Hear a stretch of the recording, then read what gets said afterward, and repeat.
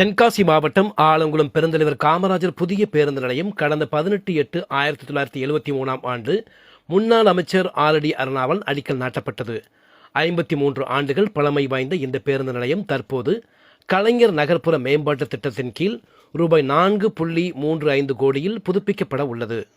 ஆலங்குளம் சிறப்பு நிலை பேரூராட்சி பராமரிப்பில் உள்ள இந்த பேருந்து நிலையத்தில் கடந்த 45 ஆண்டுகளுக்கு மேலாக வியாபாரம் செய்து வந்தவர்கள் தங்கள் கடைகளை அப்புறப்படுத்தியுள்ளனர். இந்த கடைகள் அனைத்தும் ஜேசிபி மூலம் அகற்றும் பணி நடைபெற்று வருகின்றன. இந்த பணிக்காக 3க்கும் மேற்பட்ட ஜேசிபி இயந்திரங்கள் பயன்படுத்தப்பட்டு வருகின்றது.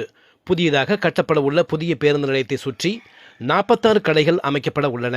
பயணிகளுக்கு குடிநீர் வசதி, கழிவறை வசதிகளும் அமைத்து தரப்பட உள்ளது. பஸ் நிலையம் முழுவதும் சிசிடிவி கேமரா பொருத்தப்பட்டு கண்காணிக்கப்பட உள்ளது. ஆனால் பயணிகள் இருசக்கர வாகனம் பார்க்கிங் செய்ய எந்த வசதியும் திட்டப்பணியில் கூறப்படவில்லை. ஆலங்குளம் பெருந்தலைவர் காமராஜர் பேருந்து நிலையம் புதுப்பிக்க